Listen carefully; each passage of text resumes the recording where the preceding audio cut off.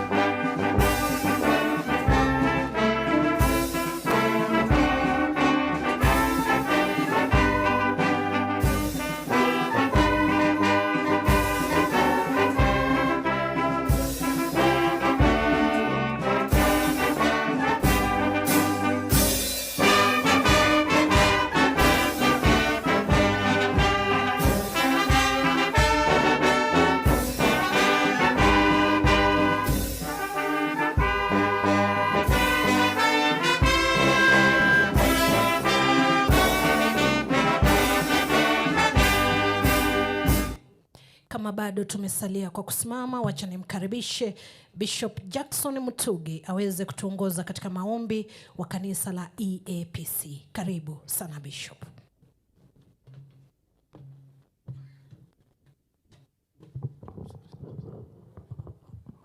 Na tuombe. Mungu wetu, Muumba wetu, uliye juu na hata hapa mbinguni, twatoa shukrani zetu zote kwa kutupea safari njema tukaweza kufika mahali hapa salama salamini. Tunakushukuru Mungu wetu ni kwa sababu ya kutupea kipawa cha uhai siku ya leo. Hatuna budi Mungu wetu kukushukuru ni kwa sababu ya kutupea kiongozi wetu rais ambaye mwenye busara akaweza kumteua naibu wetu wa rais ambaye ametupa mwaliko huu. Tunaomba Baba wetu, wewe mwenye hekima na maarifa, ukawape nguvu na uweza wa kuongoza nchi yetu, wakisaidiwa na waheshimiwa wetu na wa MCA wetu wote na opinion leaders wote, ili Mungu wakaweze kuongoza nchi hii kwa heshima ya neno lako Mfalme. Tunaomba wakati huu tunapoendelea sasa kusikiza kutoka kwa kiongozi wetu, Bwana Mungu Muumba wetu, ambaye wewe ndiye mwenye nguvu zote, tunakuomba mwalimu wetu ambaye ni Roho Mtakatifu akaweze kuwa ndani ya kiongozi wetu katika maelekezo yote, kama katika mashauri yetu yote, ili tukaweze Bwana kuwa watu walio na hekima ya kukaa katika kuelewa na kujafanya yote yanayoweza kufanya nchi yetu kuendelea mbele. Asante Bwana, ni kwa sababu ya wakati huu tunaomba nguvu na uweza kutoka kwako ikawe pamoja nasi. Na ni katika jina la Yesu Kristo aliye Bwana na mkombozi wetu tunaomba na kuamini. Amen. Amen. Kwa ruhusa yako Mheshimiwa Naibu wa Rais, naomba sote tuketi. Mheshimiwa Naibu wa Rais Profesa Kithure Kindiki, Gavana, Seneta, wabunge wetu wa kitaifa na waheshimiwa wawakilishi wa gatuzi nambari 13, wataalam mbalimbali na viongozi wa kidini mliofika, vijana, mabibi na mabwana.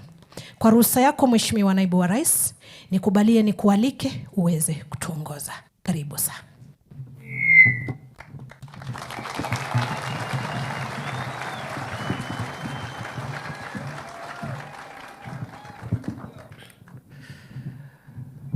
Your Excellency Governor Muthomi Njuki and your deputy,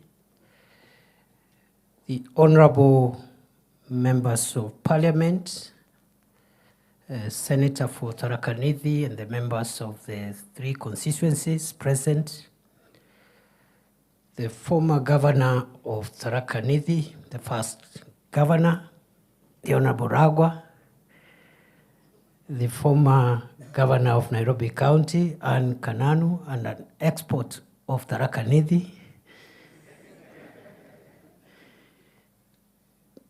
distinguished professionals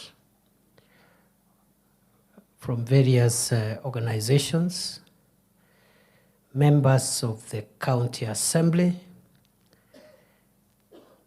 our dear sister, the Women Rep, Susan, the leaders who have come from across Tharaka Nithi County. Good morning.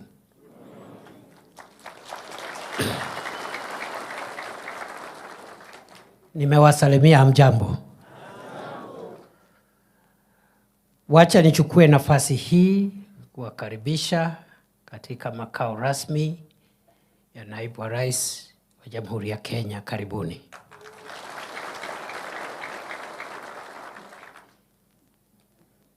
Ya pili niwaambie kwamba tumekuwa na vikao kama hivi na kaunti zingine kadhaa na tutaendelea na vikao kama hivi mpaka tujumuishe kaunti zote 47 za Jamhuri ya Kenya. Nafikiri Tharaka Nithi ni kama kaunti ya 4 sasa ambao tumefanya kikao kama hiki, na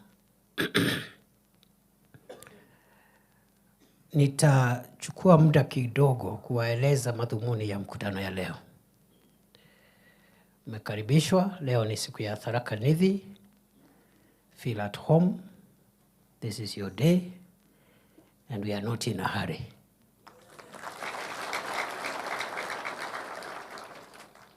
We are not in a hurry. Hatuna haraka. So msiwe na haraka ya kutoka hapa. Mmepata breakfast? I hope so. Kuna hata chai ya saa 4. Kuna lunch. Kuna chai ya saa 10. And because today is your day, hata mkitaka kukaa mpaka jioni, you are welcome. Si namna hiyo? Mkutano huu utachukua mwelekeo ambao nitaeleza hivi karibuni, hivi sasa. Na baada ya ratiba rasmi, the official program, you are allowed to hang around, relax, and enjoy this area, because this is a facility of the people of Kenya, the government of Kenya, and Tharaka Nithi is part of Kenya. So, naweza hang around hapa, mchukue selfie.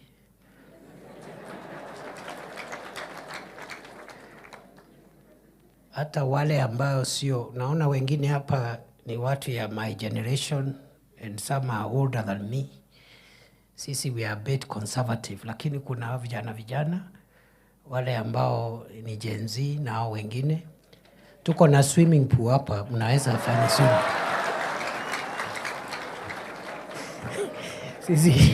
Sisi my generation sio ya swimming pool.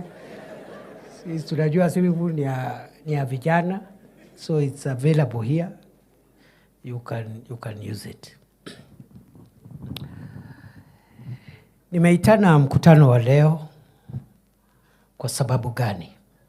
Kwa sababu wakati Rais William Ruto alikuwa anaomba kiti ya urais, mimi na wengi ya viongozi wetu wa Tharaka Nithi tulikuwa mlengo wake wa kisiasa. Kweli si kweli? Na pole sijatambua deputy governor wa zamani ako hapa, ule Mrethi, Nimeona pia former member of parliament for Tharaka, Alex Mborimwiru, asante. Na tuko na former assistant minister, Francis Kagwema, and former DG, former member of parliament for Tharaka, Francis Kagwema. And I've seen Petke, former assistant minister also for trade, Petke Miriti, and former member of parliament for Chuka, for Nithi that time. So I think we are full house. Asanteni sana kwa kukuja kwa hii mkutano. Ni kama iko Murango. Mheshimiwa Murango Mwenda, my senior, and former member of parliament for Tharaka. So asante kwa kukuja. We are full house. Tuko full house. I've seen former MCAs, nimeona Zachary Mpana na wengine. We have many. Na huyo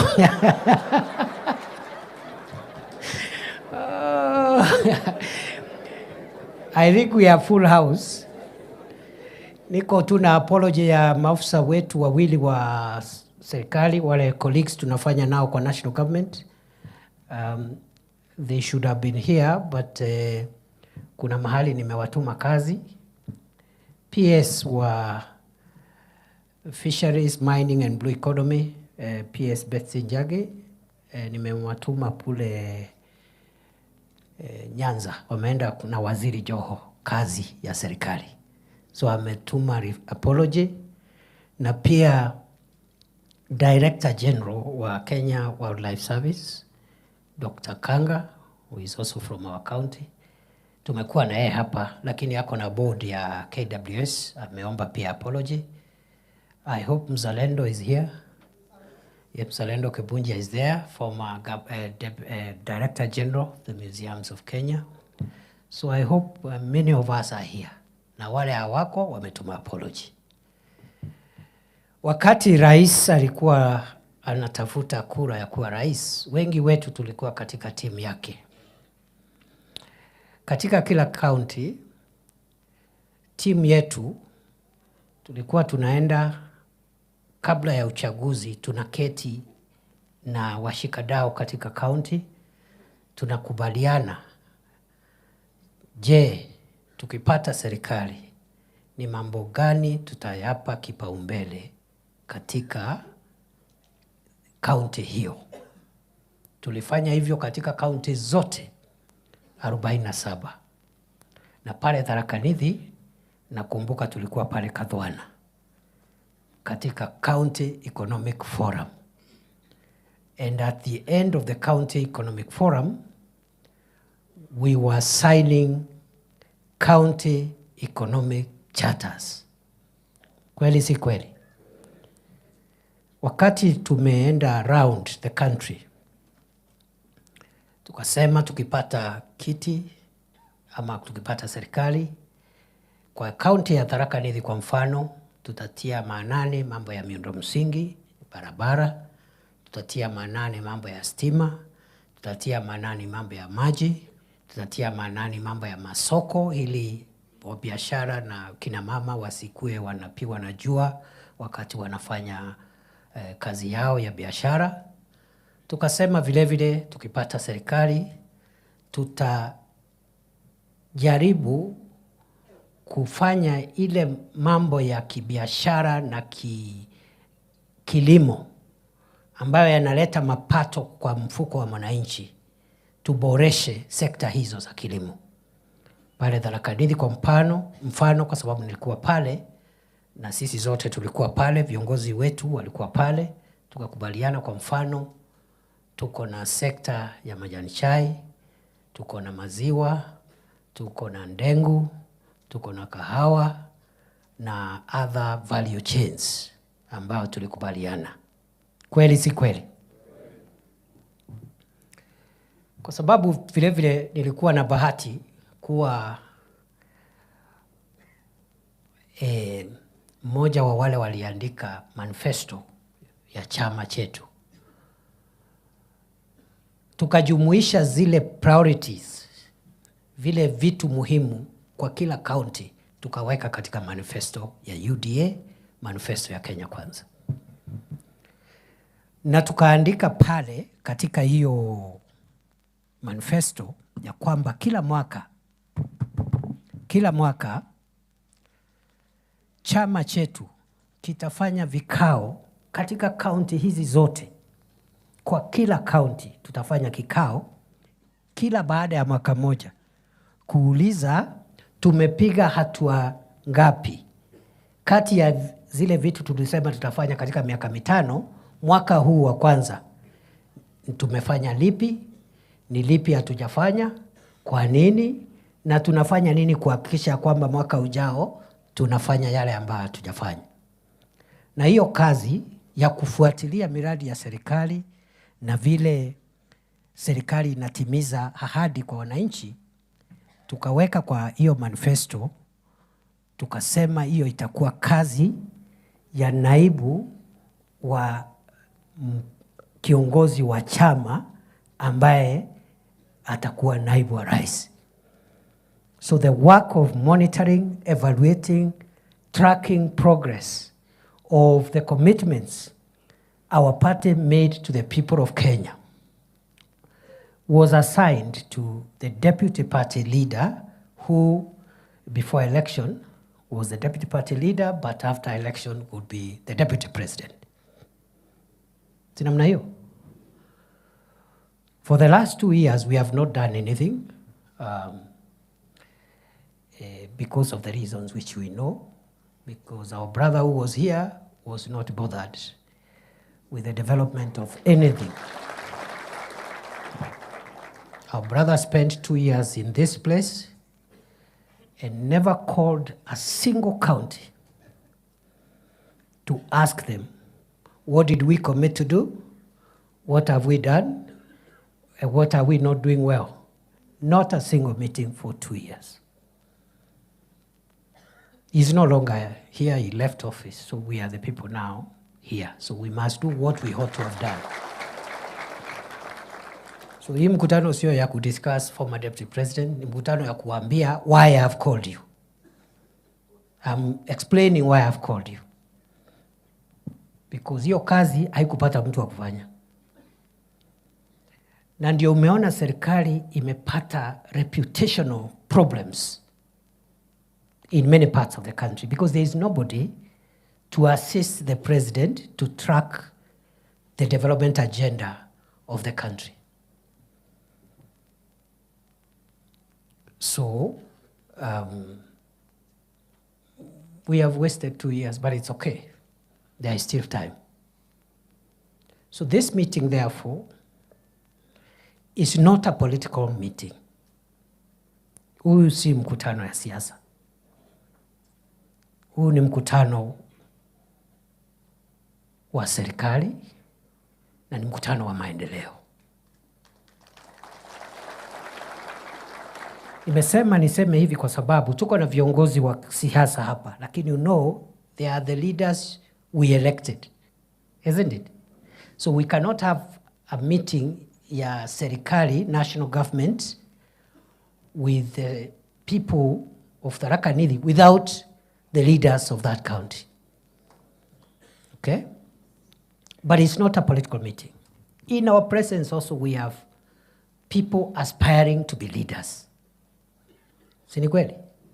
Nimeona wengine hapa wanataka kuwa magavana. Kuna wengine wanataka kuwa women reps. Si wako area? Si aspirants wamekuja? Si wasimame tuone kama wako ama hawakuitwa. Kuna wa MP, naona MP aspirants, naona ndio hao MP aspirants, women rep aspirants, wako hapa. There are many, ndio hao.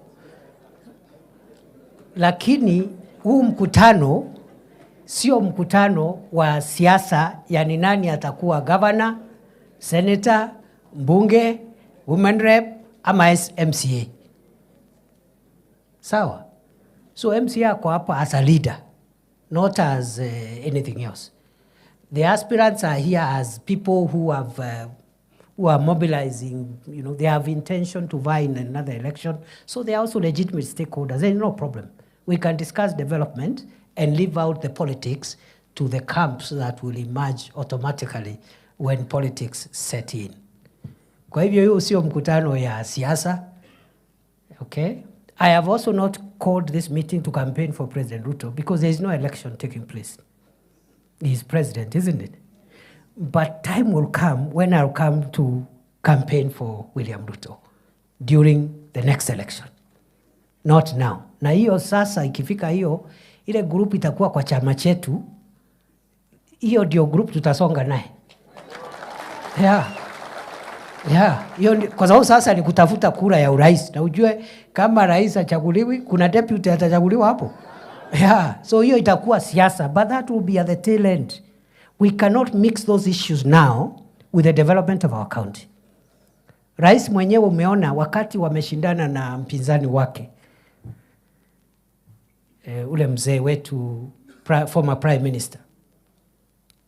Very bitter election. But after that,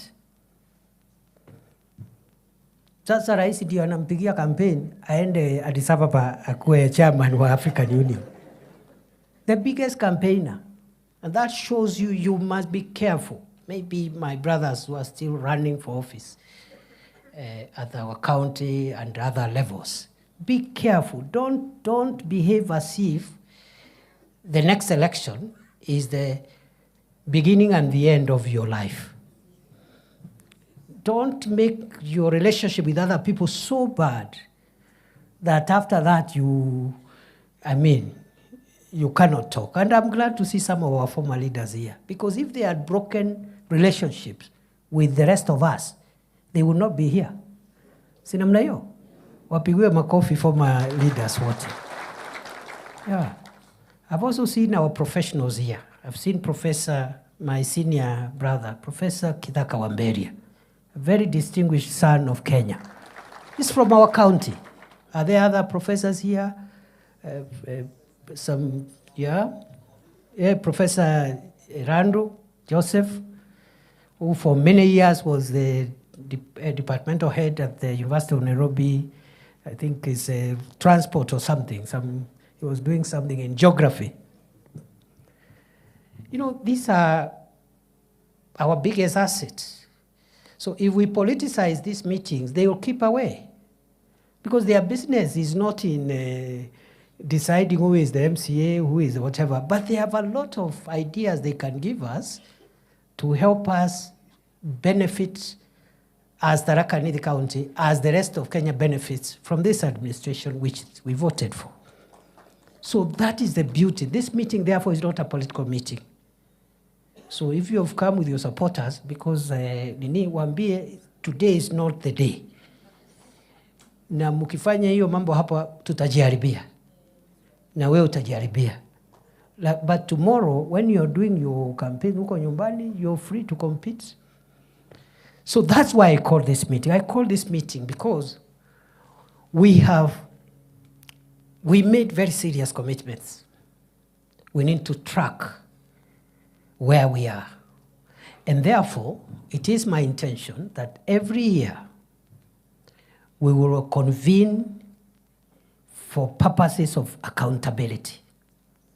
That at the end of every year, the pressure I want you people now and the rest of Kenya to put on me as Deputy President is to ask me after 1 year, on behalf of President Ruto, can you tell us what his administration has done on roads, energy, water, electricity, all these things, isn't it?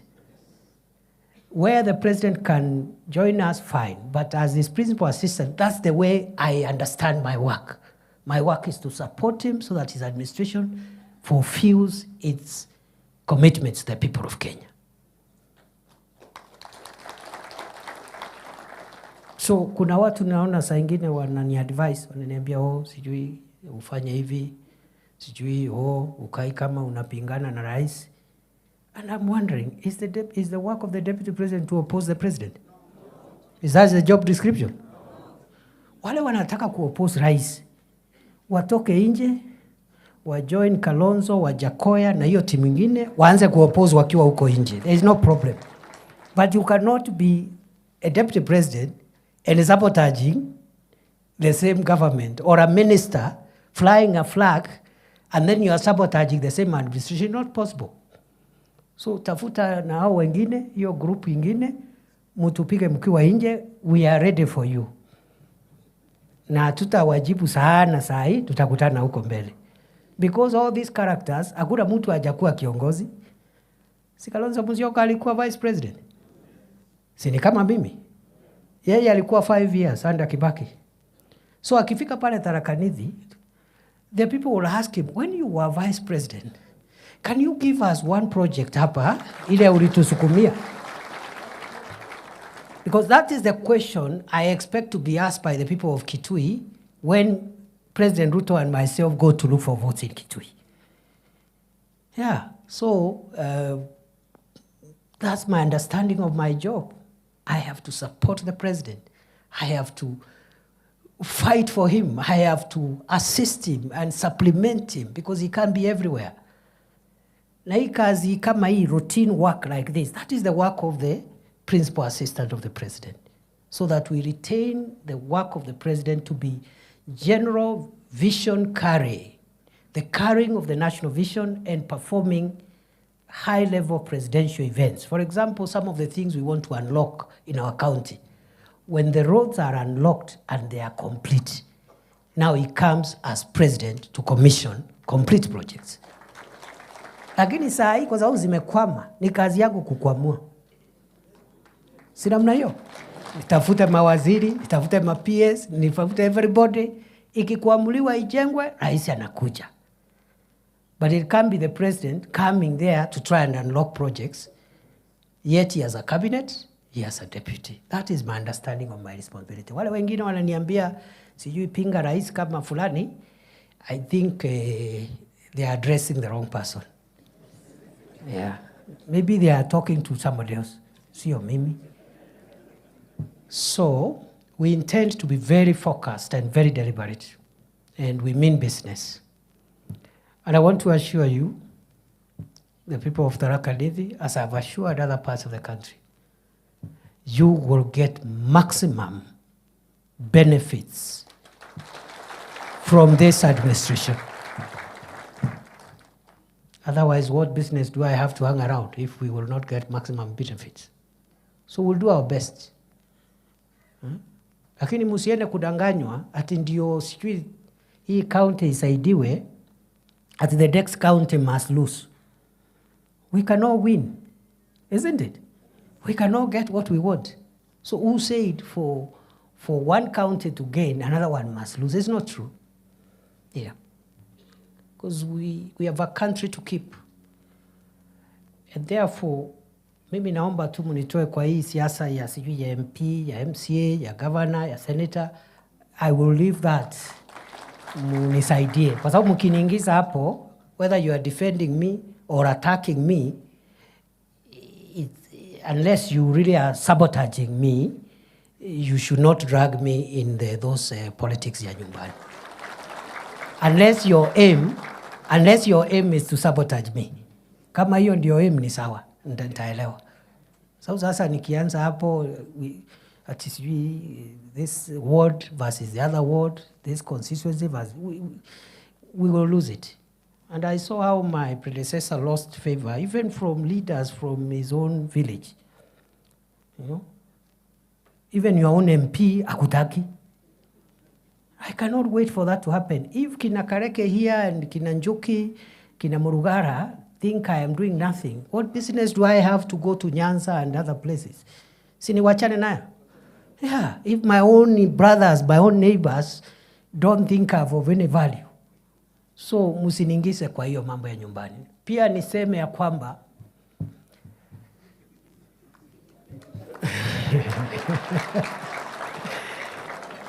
and I mean business. Because you are all my people, you are all my brothers and sisters. I cannot come here and start supporting this one against the other.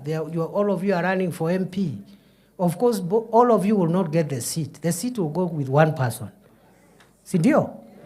So the pressure you should put on me, na sio kwa magazeti, sio kwa mitandao, look for ways. Look for ways. Si muko hapa leo? I have not called you. Nilikupigia simu? Si uko hapa? So there are ways of getting me, if you want. So hii mambo ya sijui chukua simu sijui nini, tuache hiyo, kwa sababu saa hii sina hata simu where I am, and many people are calling, and from here I'll go to the next event, but you'll find me, and the pressure I want from you is pressure. How do we push our road network? How do we push our electricity? How do we push our water? How do we push our, county aggregation and industrial park, which has not started, and we need to unlock that as well. That is the pressure I want from you, because if we push the development agenda, the government will look good, our people will also benefit. Si namna hiyo? Lakini msiende kuniambia kwa ati unachukua TikTok, unaenda kusema, sijui tunaambia naibu wa rais, sijui nini. Sasa, so unless you're part of my opponents, if you are part of my opponents, it's okay. There is no problem. Tutakuja sasa kupiga campaign, nikijua you are on the other side. Yeah. Alafu wengine, you have a problem with the next person. Uko na problem na MCA, uko na problem na governor, senator. You take advantage ya hiyo shida uko nayo, then you drag me there. I'm defending the DP. I don't need defense.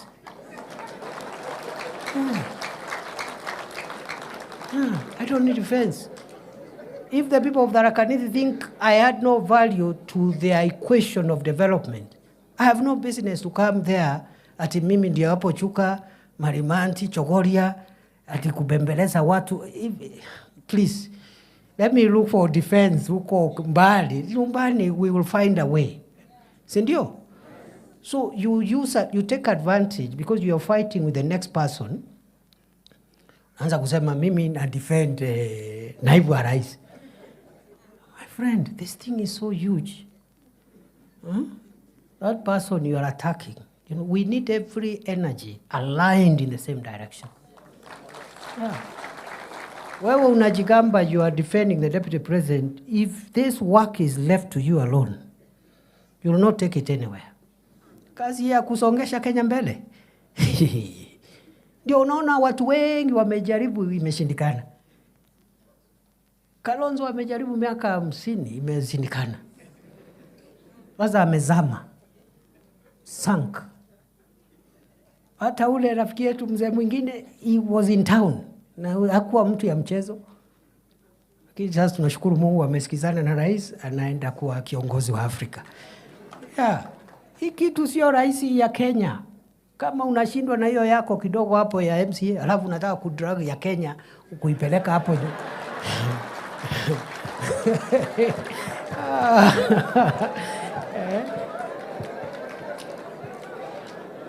So sikiza. Sikiza. Pale nyumbani, I need your blessings and your support, all of you. Not some of you. Because some of you hatutafika anywhere. I need everybody, including the person you have a problem with. I need that person. Yes. Tumesikizana? Yeah. So this is home talk, in family talk, don't worry. Let me go back to the default system, which is the national discussion we are having. So we have an agenda. This is the government, and I've been I played some role in the Kibaki administration, in the Uhuru administration, in different capacities, and now in the Ruto administration. As far as I'm aware, the first government to do a manifesto was the Kibaki government. But it was never followed up for implementation.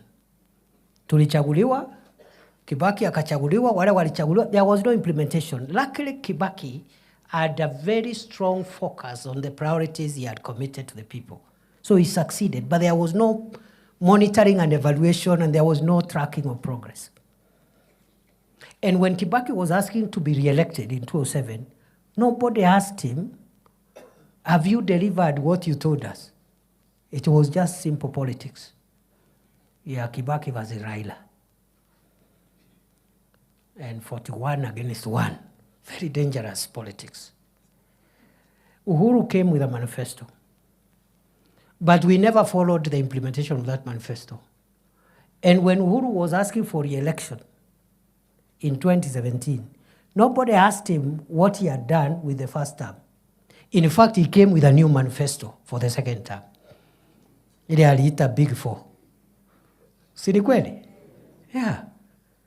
But this time round, this government is going to add value to our governance in two respects. One, we are tracking the 168 commitments that we made to the people of Kenya in 10 sectors, 10 areas, one by one, to see how far and how many of them we can implement before the next election. Ndio hiyo manifesto isiwe ni karatasi. And I'm going to demonstrate to you just now how we are doing that. Number two, I suspect the next election, more than any other election, this government will be asked, you promised us this, tell us what you've done. Si ni kweli? Yeah.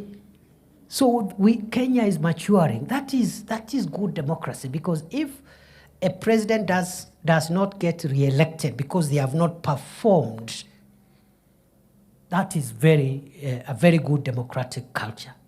But you cannot remove a president because of stupid politics ya ukabila, sijui ya nini, mambo ya bure hapo, you know.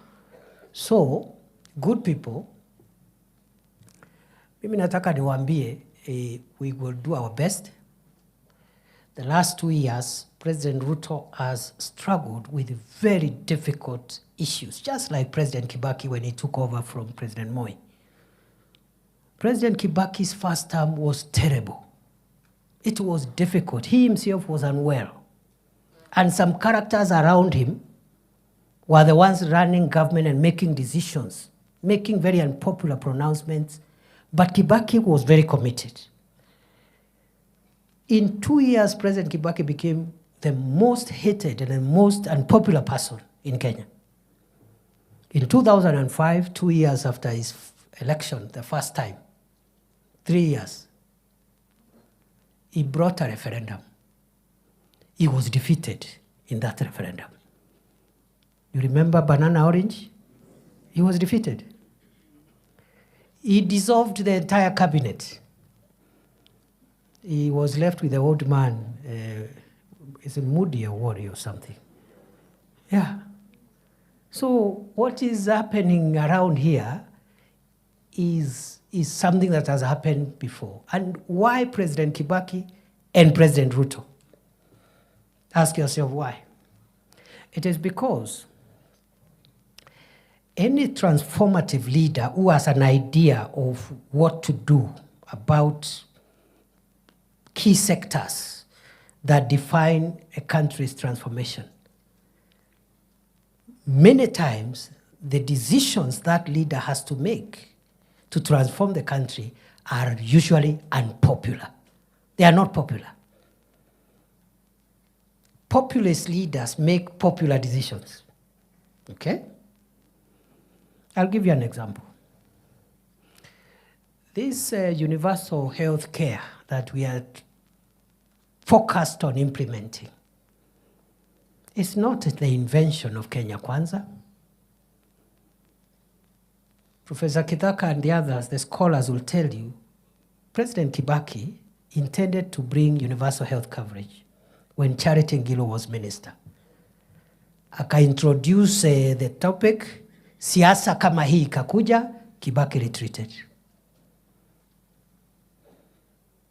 Ikakufa. President Uhuru had universal health care in his manifesto. I'm part of the team that wrote that manifesto, the first term. Akaona it's very unpopular because you have to increase the levies that you're charging people and so forth. Akaikalia first term. He thought he can introduce it in second term when he's going home because he will not be looking for re-election. So in 2018, Aka announced the Big Four agenda. One of them was universal health coverage. Cecily Kariuki was the minister for health. Siasa ikakuja, Uhuru backtracked. I remember Uhuru asking us, sisi tuko na insurance?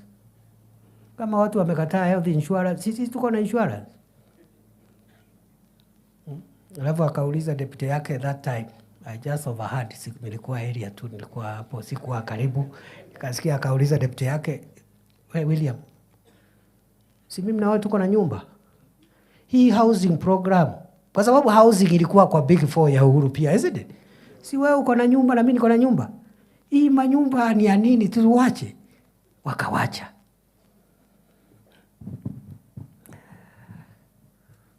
Brothers and sisters, I'll shortly tell you what housing and what a health insurance for every Kenyan means to the economy and to household incomes in a short while. But before I do that, I want to say for the last 2 years, President Ruto has struggled with what we call macroeconomic stability. Macroeconomic stability means, for those who are not experts like myself, I'm not also an expert in the economy, but I have learned from the experts. Macroeconomic stability are the fundamental foundational economic growth indicators that must be in place before you start now building the growth of the economy. One indicator is the strength of the currency. The strength of your currency versus international currencies is one indicator. Another one is something called interest rates. The rate at which people borrow money, those who are doing biashara, nini, interest rates. And are businesses having access to affordable credit at moderate interest rates? The third indicator is called inflation. How fast do the price of goods keep on rising? The fourth indicator is called the price of fuel, because fuel, it defines so many things. It defines the cost of power, it defines the cost of transport, it defines the cost of production, industrialization, and what have you. So the price of fuel, interest rates, inflation, strength of the currency, and of course the country's liquidity, its ability to manage its liquidity. The debt situation, is the debt sustainable? Those are 5 macroeconomic indicators. By the time President Ruto took power, took the leadership of the country, Kenya was on the verge of insolvency. Many people think, watu wengi wanafikiria wakati tunasema nchi ilikuwa mahali pabaya, wanafikiria tunajaribu kupiga Rais Uhuru Kenyatta. The country was not in that shape because of President Uhuru. It was because of global situation. The main one being the total shutdown of the economy for nearly 1.5 years because of COVID-19. Nobody in Kenya left their home for more than a year. Curfew, you can't go anywhere. There is no business running. So you can imagine shutting down the economy even for a day is costly. Ask me, I am the immediate Minister for Interior. When riots used to happen and the economy of Nairobi is shut for 1 day, the economic cost is so huge, is in billions. So you can imagine the entire country shutting down for 1.5 years. That is what caused all the problems we found when we took over. The dollar was very strong against the shilling. President Ruto in the last 2 years has worked on the interventions and policy decisions that have made the dollar stable. It was at 165, 167. For more than 1 year now, it's operating between 127 and 130. And there's every likelihood it will go down. People will ask you, sasa, mimi mtu ya nyumbu metengeru kana atunga. ya kana mumete chera mambo ya dola. How am I affected by the dollar? I will show you how you are affected by the dollar if you are from Shera or Gatonga or Ngeru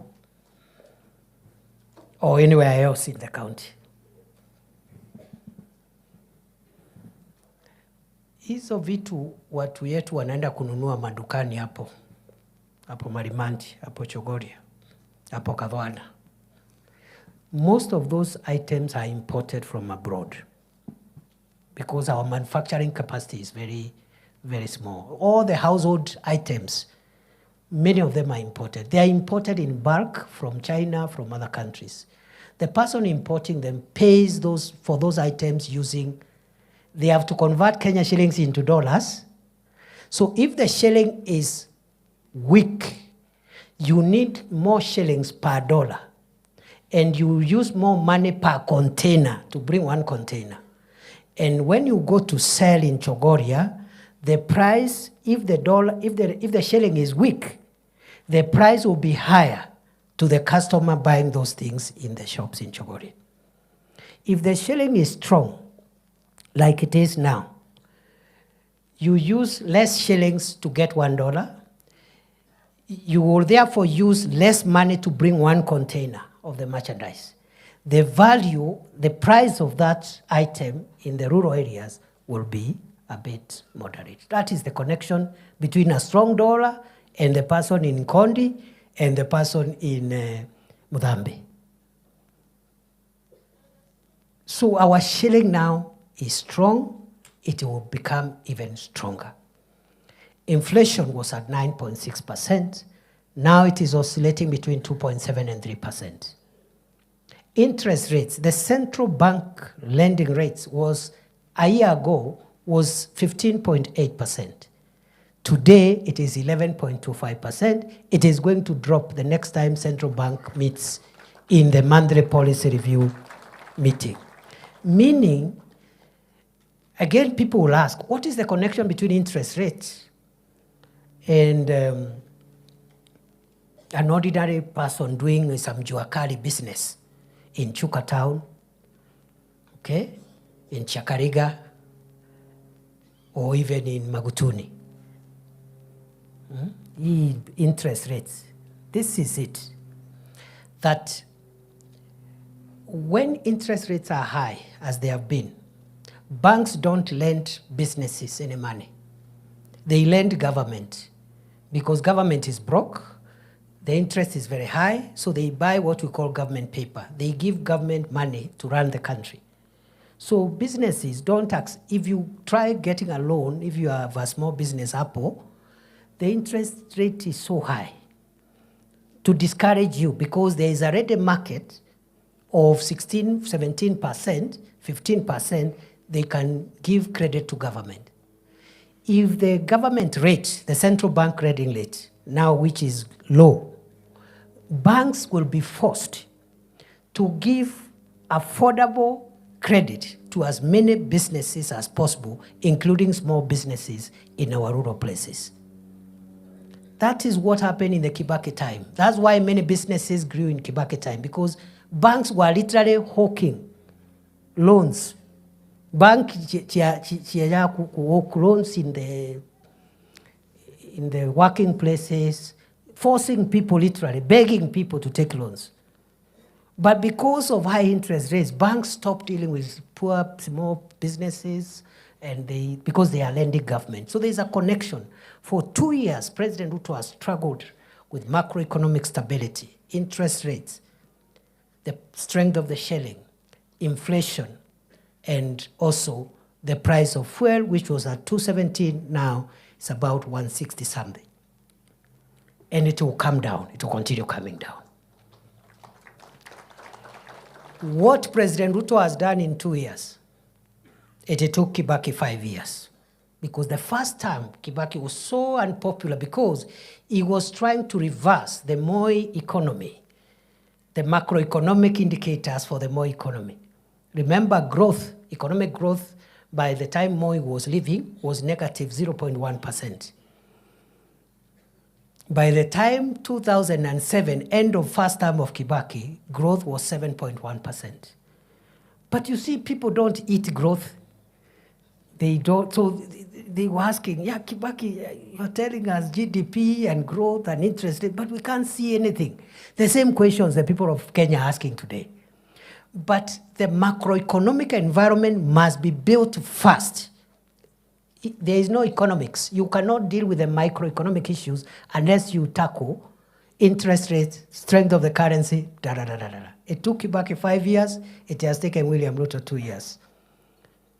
And in these 2 years, 1 year, he had a very, very, very disruptive opposition from outside.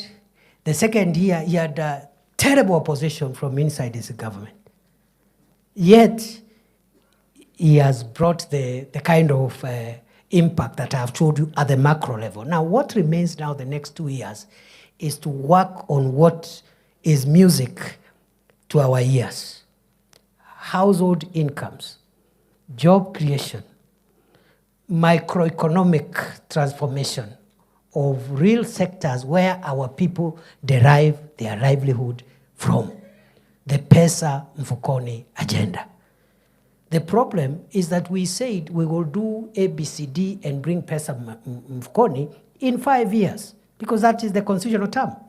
But on day one, you have a dishonest internal opposition inciting the public why a 5-year program should have been done in a year.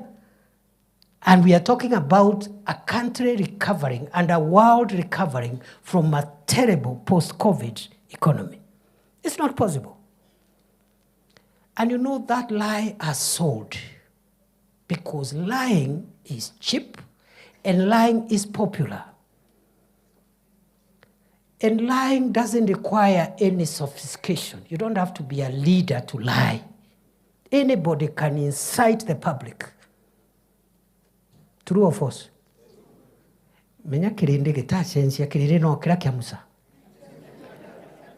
People don't hear things like wait or we are doing. They don't want. They want now. Where is the money in the pocket? So what some cheap leaders do, first they take advantage of the way human beings are wired to complain. You know, human beings are wired to complain, and we always want instant. That's how we are created. Hata watoto wanasema nataka mkate saa hii. Mtoto anasema I want bread now. Ukimwambia I have to send the house help to the kiosk, anasema now, mommy, now. I'm hungry now.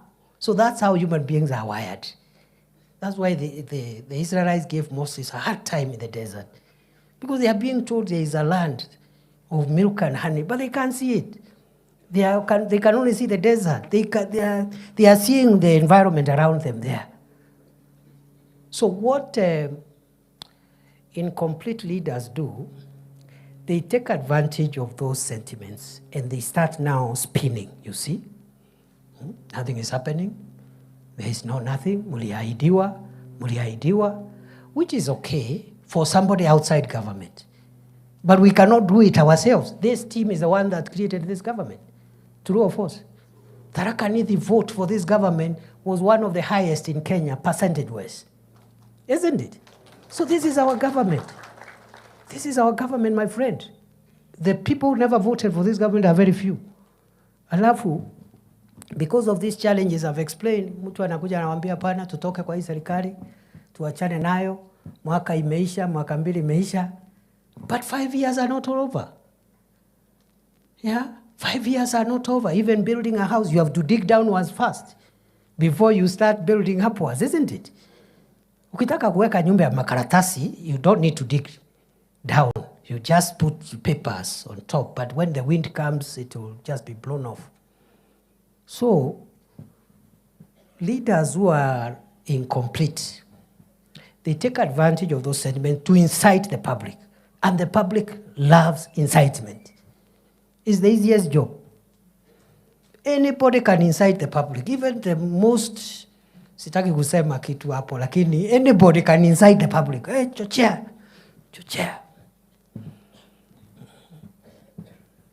That is how Barabbas secured his release on the day Jesus Christ was put on the cross. The Bible says his main job was causing insurrection and inciting the public against the authorities. Biblia ni kana ta yuga aeretwe athaikitwe awetwe athaikwa nuntu wa kwingira mwingi kuchochea umma.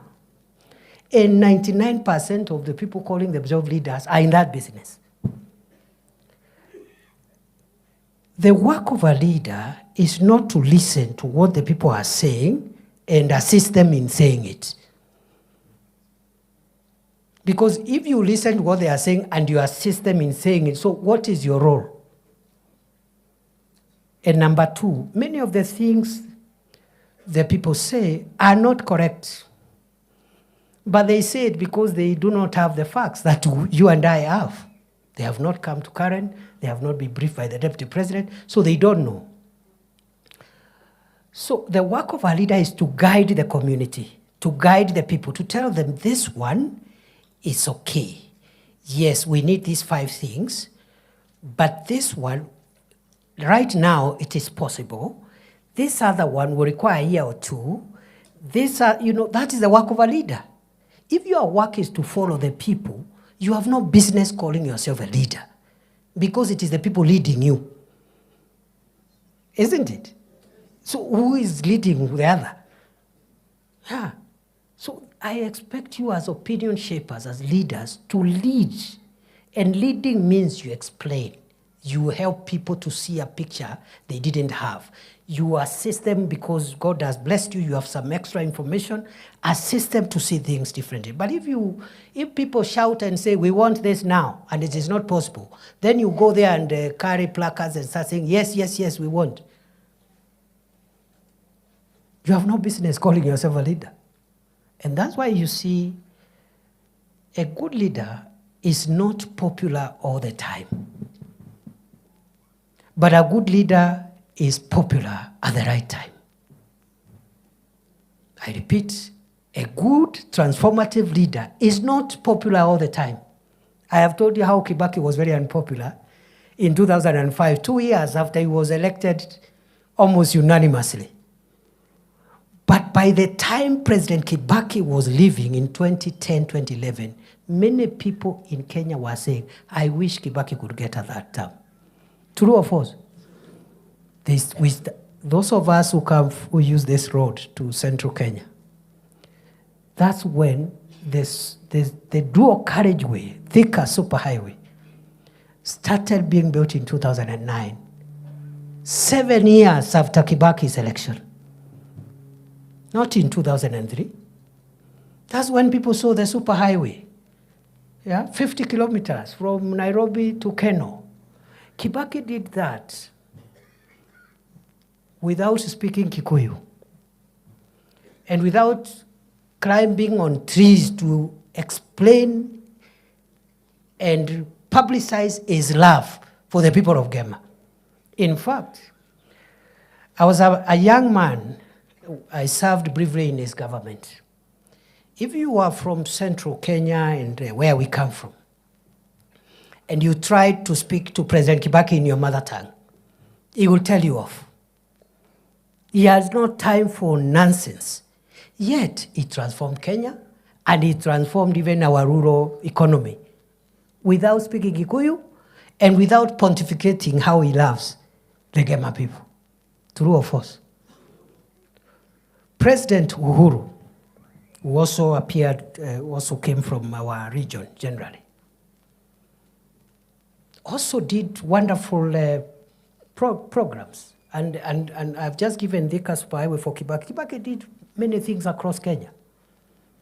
But it doesn't mean if you do across Kenya, you'll not do where you come from. You can do at home and away. Yeah. Usidanganywa ati for you can only succeed if you do things where you come from and ignore everybody else. Because again, you'll not have a country. President Uhuru you know, for me, at the last 2 years of his administration, we had political differences with President Uhuru when he chased me away without giving me a reason. I even asked him to explain, because it's not so much about the job. I was not keen on the job. In fact, that break gave me a bit of time to reorganize my personal issues, which had gone haywire because of my, I'm such a passionate person. I get committed to public service. So some private issues ilikuwa imeharibika. Nilitengeneza wakati Uhuru alinifukuza. Sasa niko sawa. Nilitengeneza zile miaka 2 Uhuru alinifukuza, hapo ndio nilijipanga mambo yangu ya nyumbani hapo. Unaona fence imeanguka, unarekebisha fence because you are not available. Fence imeanguka when you are serving the public. So President Uhuru, I had problems with him, political problems, the last 2 years after he chased me away without giving me a reason. So I told President Uhuru, it is okay, I am going to leave because I see you have made a decision. But please, tell the people of Tharaka Nithi and their Meru people and the people of Kenya, tell them, what is this big sin that this son of Tharaka Nithi has done? Ndio wajue, nimeiba? Am I corrupt? Have I insubordinated? What have I done? So, hakunijibu, tukakosana kidogo. But to his credit, President Uhuru is the one who started the Dongokundu bypass in Mombasa, which we've just completed. We found it at the tail end as Kenya Kwanza. President Uhuru, for us locally now, okay, because you need examples away and local. For us, the highway Kibaki left in Keno, he took it to Marwa. Isn't it? Isn't it? Sio ni kusonga. Hata sisi, hata kama iendi the way we wanted, iende, but still our journey is shorter today. Mpaka pale Makutano. True or false? Without speaking Kikuyu, without preaching to us every day how he loves Gema. Yeah? So I'm wondering, these other people who say they love us, they have never convened one single county, including the county they come from, to discuss development ya hiyo county. Hii upendo ni upendo ya kupeleka wapi? Munisaidie tu kuelewa. Me, I don't understand. What kind of love? And must you speak about it? Just do it. Just do. This love, just do it. We will see it. So today, I have called you to tell you that this administration, having laid the foundation, the economic foundation, that would have even taken longer. Okay? Kwa sababu kama bei ya unga 2 kilos ni 250 na inaongezeka by 10 shillings every week, you have to put money in subsidizing production to have enough maize so that if you have enough maize, you don't import anything, the price of maize flour will come down. That is what President Ruto was doing for the last 2 years. That is what has made unga to come from 250 to 120, around there, 110. Wearing sufurias on the head could not have changed.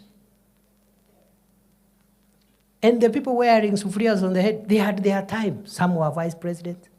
Everybody. Even some of the people I saw the other day, I don't know, saying things, they were also in government. They were ministers of water, ministers, I don't know what. So, mimi nilikuwa interior minister Makambili. Nilisukumana na 3 things. And I didn't know I would leave after 2 years. In fact, I thought best case scenario, I'll be there for 5 years. I thought so. Sikujua nitakaa 2 years. But there was a problem in the north, ile banditry. There was a place in Lamu here, the Boni Enclave, where we have many people, including immigrant communities, even from Tharaka Nithi. They are doing agriculture in Lamu there. Terrorists were butchering them every day. So there was terror, there was banditry, na mambo ya passport. And today, now that I'm no longer in Interior, if somebody asked me what I did as Interior Minister, I may not have done 10 things, but I'll quote the 3 things that I achieved. Isn't it? So, kwa sababu wakati wa siasa itafika, wale tutashindana nao, including my brother who was here. He was deputy president for 2 years. 2 years, deputy president. He will tell us also, as deputy president, what he did for all the counties of Kenya, including Tharaka Nithi. Mimi nimesema annually, every year, I will be giving my account. So yeye atasema, wakati alikuwa deputy president, he pushed this road, he pushed this project, he pushed this dam for us. Then hapo tutashindana mambo ya maendeleo. So it's going to be very rough. Watu wasifikirie, it's going to be so rough, my friend. Very rough. It's not going to be easy. You cannot come to inside people at barriers. Mtu amefiwa na loved one, unakuleta vijana hapo kupiga kelele. Sijui kwa wedding. Ama musician ametengeneza event, it's not even your event. Wewe unaundadia hapo, unakuja kuleta kisirani. And that habit is dangerous habit. Our area where I was born, this area, general area central, we are not known for violence. Those behaviors were elsewhere. For the first time, and I'm speaking as the immediate Interior Minister, I was so downcast to see people burning each other's property in Karatina, in Embu, for the first time. People who know each other. Unajua ile duka ni ya fulani, supermarket ya nani, he has employed 20 children from here, unaenda unachoma. Dangerous politics, driven by poor leadership. And I have not said leaders should not listen. Listen and look for solutions. Not to listen and follow the crowd and incite them into anarchy, violence. Today, Kisumu, Kondele, used to be the most volatile political town and area in Kenya, where people were burning each other's property and you disrupt transport. Today, the headquarters is in Embu. Hapo Embu kuna kijana amekaa hapo, ati ni mjanja sana, ni maarufu sana, hapo anasanya vijana hapo ya kufunga barabara. Your own parents are passing by there going to hospital. Wewe kiongozi aina gani? You can say the same things you want to say, but don't disrupt the economy. Don't shut down the economy. Don't inconvenience innocent people who have nothing to do with politics. So it's not going to be easy. Nimeona kuna watu wanajipiga kifua, sijui vile watasema, sijui vile watafanya. They have no landing ground. It will be so rough. It will be rough.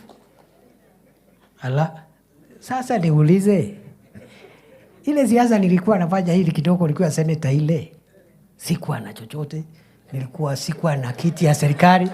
Sikuwa kwa executive. I had to go and beg other people.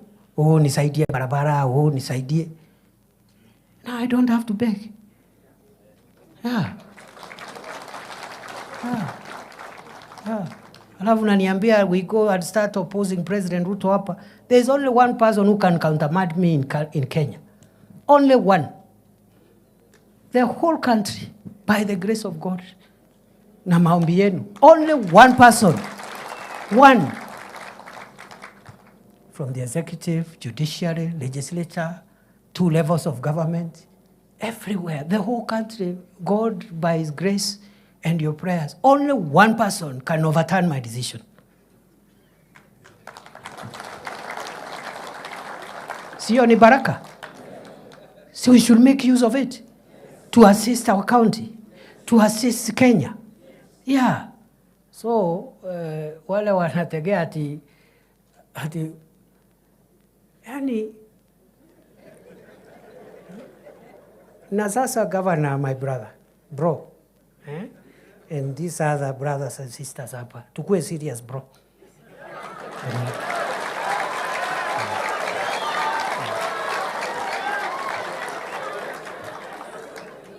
You know I love you. You know that. As a brother. You know you are a classmate with my elder brother. Na mimi ni mtu ya respect relationships. But we must be serious now.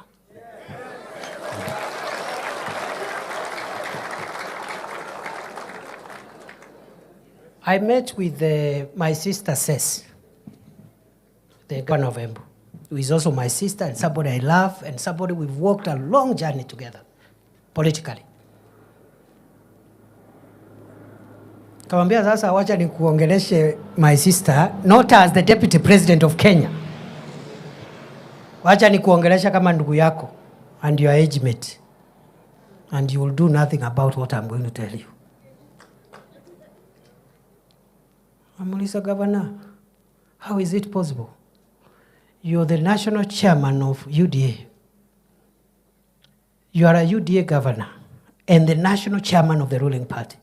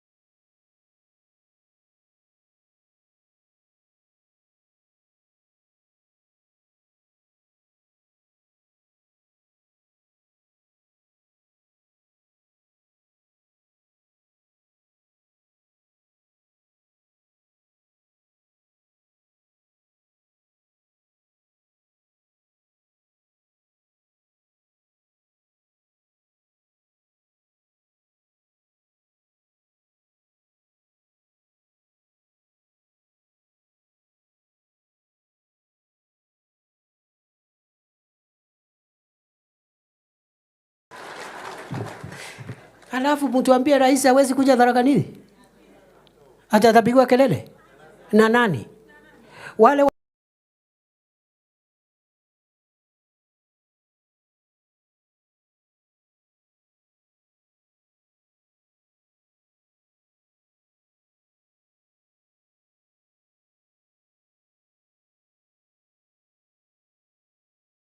mezama? Ya, tusidanganyane. Ya. So muniambie kama tukimaliza kuna mambo tunataka ku-unblock hapa na pale. Projects zingine zilikuwa zimekwama, tumepata solution. Once they are ready, mungetaka rais akuje? Yes. Yeah? Atakuwa well received? Yes. Are you sure? Yes. Kama kuna watu wanataka kupiga kelele, mimi niko tayari munipigie. I'm your son. There is no problem. Yeah. So, hiyo Embu tumesukuma. Hii Saturday tuko na event pale Embu ya 20,000 seated. Wakuketi hapo. Hii ni 1,000 na kitu. Hii ni 1,500 hapo. 20 seated. Ya maendeleo sio ya siasa. So watu wanaongea juu hapa, mtu amejawa na kiburi mingi. Hati sijui mimi, tumeona watu wengi my friend. We even disagreed with President Uhuru Kenyatta when he was the commander-in-chief, when it became necessary. Because kuna wakora walienda wakamteka nyara hapo, akalose something hapo. Lakini siku hizi tumekuwa marafiki. Nilikuta kulikuwa na mitego mingi ya kuseparate William Ruto na Uhuru Kenyatta, nikategua. Sasa, because we cannot afford to have our retired president talking with complaints out there. It is wrong for a country. And he is the only living former head of state we have. If the nation was in a crisis bigger than itself, we will require somebody with enough stature to be able even to speak to President Ruto and call the nation to order. Mzee Moi rested, Mzee Kibaki rested. That other person can only be a retired president, and that is Uhuru Kenyatta. He's the only one. The rest of us, we cannot, President Ruto is our boss. But as a retired head of state, he has the moral authority, if there are some things, to have a discussion with the sitting head of state, and they will agree on how to salvage the nation. So, sasa ni mabesti, tuko hivyo, tunaendelea kusonga namna hii. Alafu watu wengine wadogo hapa wanatutisha. It's because we don't talk. Wanatutisha, sijui tutafanya. Ufanye wapi? Pitie wapi, my friend? Utapitia wapi? Where now? Siku ile niwacha. Sitaki kurudi kuongea mambo ya pale. Na weli ya karonguru karijagira nkanga mathoni nontu wakwaga inya.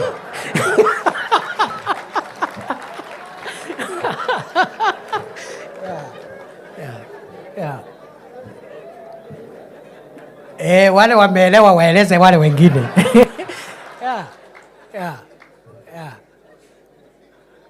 Karonguru karijagira nkanga mathoni nontu wakwaga inya. Na keno yusi wakura nkanga, lakini gatiena inya ya ukururia nkanga kaira mugunyeni. Aya. So nikimalizia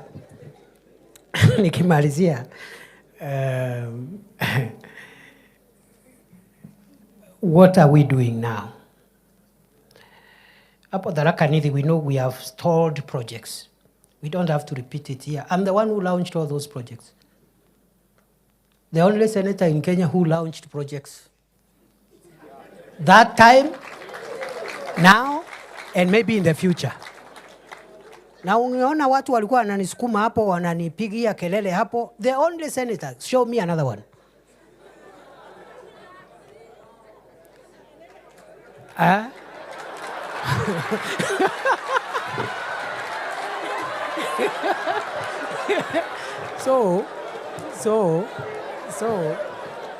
So skiza.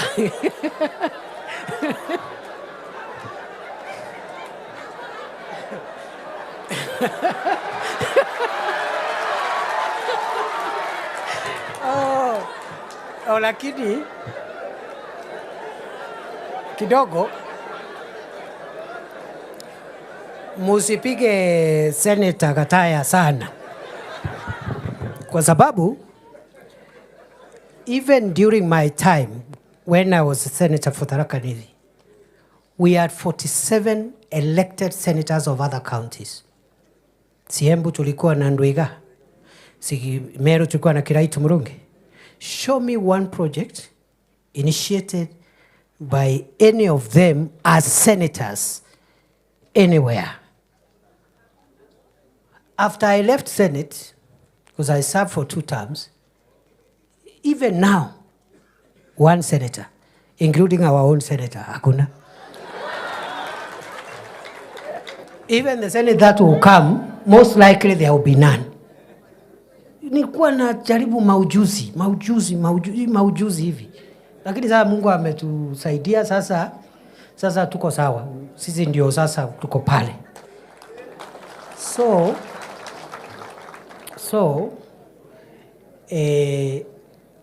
I know all those road projects. We are going to revive and complete all of them. Okay, wonder what? It's as simple as that. So I want in a next annual review, because we have 2 working years left before the campaigns. After 1 year, I will come here, I will call you again, either here or in Kadwana. You ask me, how has this government pushed the roads agenda, the stored roads, how many and where are we on that? Sinamna hiyo? All of them. Okay? We have electricity connections, different levels of connectivity. We're going to push it towards 100% in all the 3 constituencies. We are building, you know, what the work that remains now is now building the house upwards. And it has, and this will be my conclusion, it has 7 aspects. 1, it is revitalization of the sectors of the economy where the majority of the people of Kenya derive their livelihood from. Tunataka tubadilishe na tuongeze mapato katika sekta za uchumi ambazo wananchi wengi katika Jamhuri ya Kenya wanatoa mapato yao ya kila siku. Na hiyo ni katika sekta ya kilimo, ufugaji, masuala ya uvuvi for the western and coastal areas, and the blue economy and mining. That is what we call the real sector. 80% of the people of Kenya derive their household incomes from agriculture, livestock production, fisheries, blue economy, and fisheries. Already, if you do that, you'll have touched 80+% of the people of Kenya, especially at the grassroots.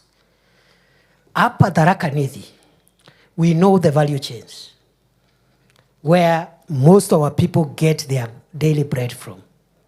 It is in tea, coffee, dairy, dengu, and the cereals. It's around there, isn't it? Those are the sectors we are investing.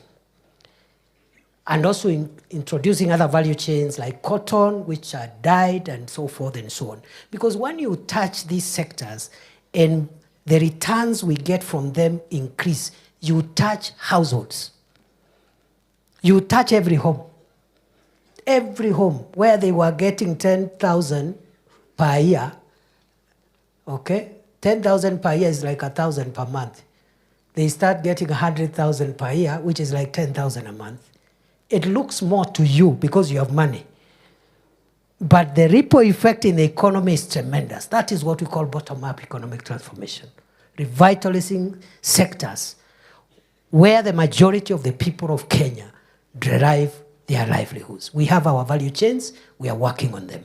And I'll give my accountability statement in due course. The second thing we are doing is to put in place the support infrastructure to help these value chains bring in more wealth and more incomes to the people.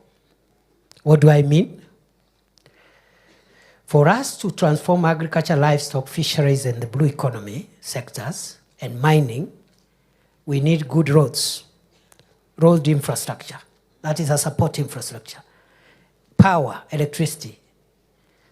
Then we have what we call county aggregation and industrial parks, because we have to move to value addition. And Governor, we need to have a conversation. We see how we can support you to expedite the Tharaka Nithi County Aggregation and Industrial Park. Hiyo ndio kazi ya Deputy President. Kama kuna kaip Tharaka Nithi, anatatua. The next county, anatatua. The other county, anatatua. Sio kungojea rais. Kazi yangu ni kureport progress. Alafu ikikamilika, rais akuja afungue. Sina mna hiyo? So, we are building roads. Support infrastructure is roads, it is electricity, it is the county aggregation and industrial parks. In some counties, regions, we have special economic zones, which are part of that infrastructure. We are also building markets so that you have dignified places where trade can take place, and an aggregation and value addition center so that we stop selling raw materials. We add value And some of the value addition required is very small. Kama ni ndengu, if you just sort the ndengu and just make sure that you remain with the best, then you package nicely in 2 kilogram or 1 kilogram pack, and you brand it as a product of Tharaka Nithi. That is already value addition. It will improve the price significantly, other than using mukebwa kembo to pour the ndengu, and some of it is rotten, some of it, the price will just shoot up. That is what supermarkets do. They buy it at 70 shillings, they go sort it, they package it, they put it in the shelf, and they sell at 200 shillings. What have they done? Sorting, packaging, and branding. Total of that value addition is less than 5 shillings. They bought at 70. But the presentation is so good. So when Professor Kithure goes to the supermarket, when he's coming from the university, he will buy that at 200 shillings. But the fellow selling it at Nkondi sold it for 70. The supermarket has gotten twice the value. Supermarket hana shamba, halimi, havuni, ako papo anangojea mkulima wa Nkondi tu alime, alafu is getting twice what the farmer is getting. These things look like abstract, but that's how you transform a community. That's how you transform a country.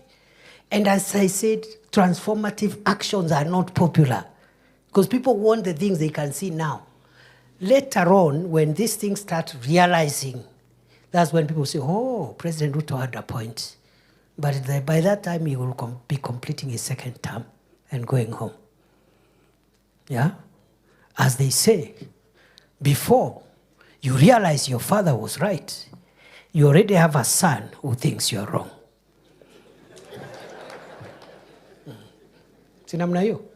And for the ladies, before you realize your mother was right, you already have a daughter who thinks you're wrong.